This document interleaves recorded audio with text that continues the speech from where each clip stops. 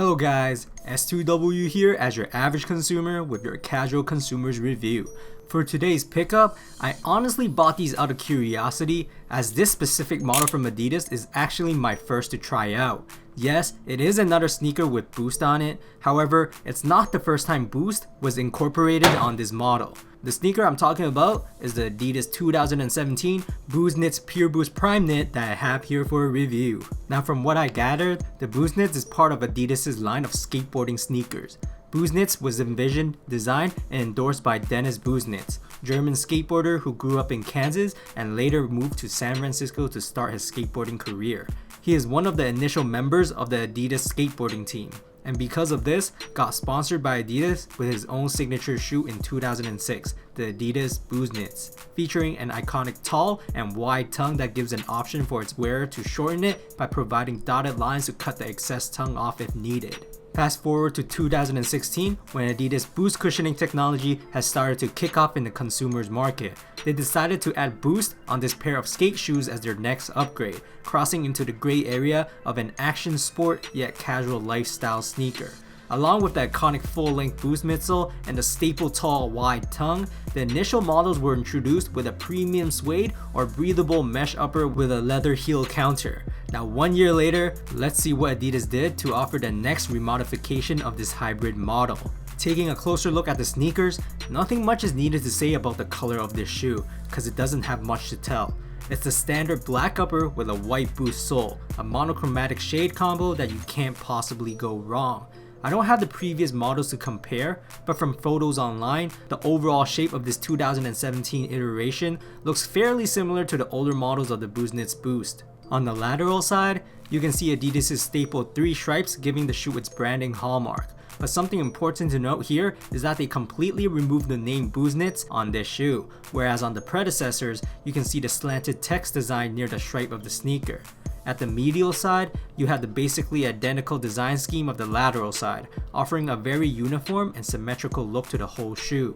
At the forefoot area of the sneaker, you will see a shade of gray with 3 stripes that resemble the visual aesthetics like ripples in the water. Through online pictures, it seems like these 3 lines on the previous models were stitched on top of the knit material, while for these, the 3 stripes sit flush on the knit material, almost as if it's pixelated as well. On the topic about the knit, Adidas modified this newest version of the Busenitz Boost with Primeknit material, which is Adidas' top-of-the-line knit technology popular for its breathability, lightness, and stretchiness. The toe box is essentially all Primeknit, so you won't need to worry about your toes being constricted.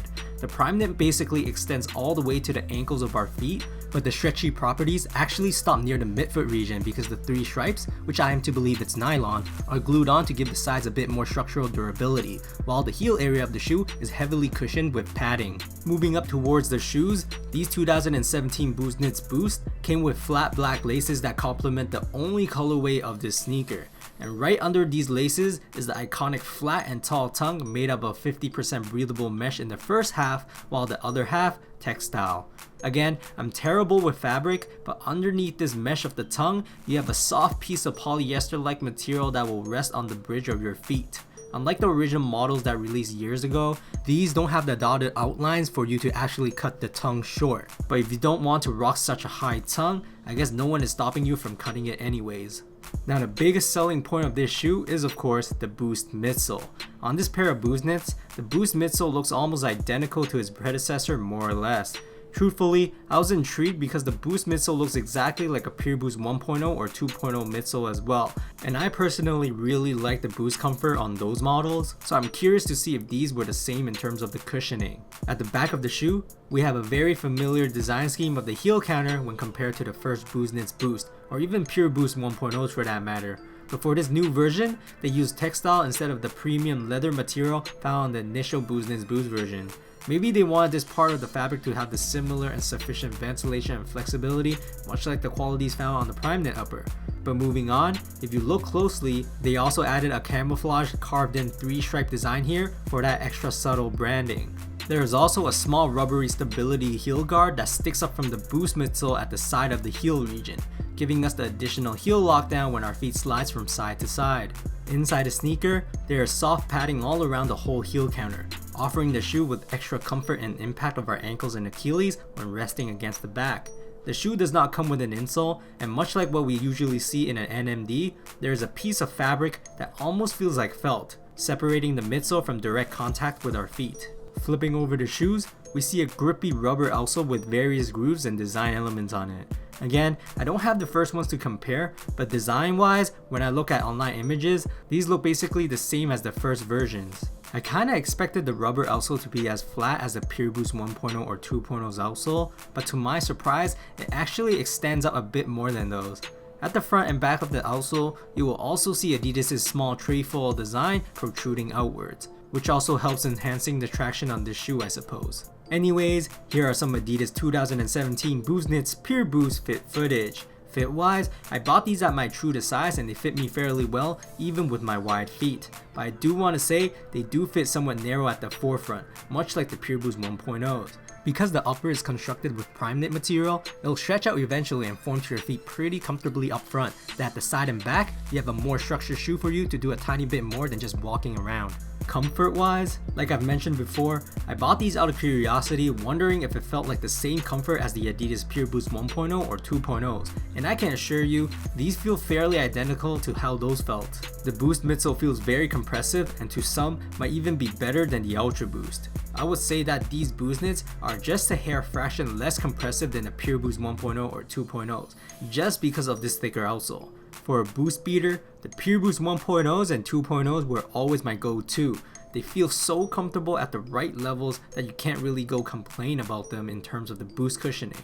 These Busenitz boosts felt exactly like those. I first thought the height of the tongue distracted the overall comfort of the ankle area, but it actually didn't bother me at all when I was wearing it. Although they improved the upper material and provided some structure to the back of the sneaker, at the end of the day, they are really just a lifestyle shoe with a hint of the iconic skateboarding design from Adidas. Price wise, these were at $210 Canadian before tax. I must say, they are not worth that high of a price in my opinion.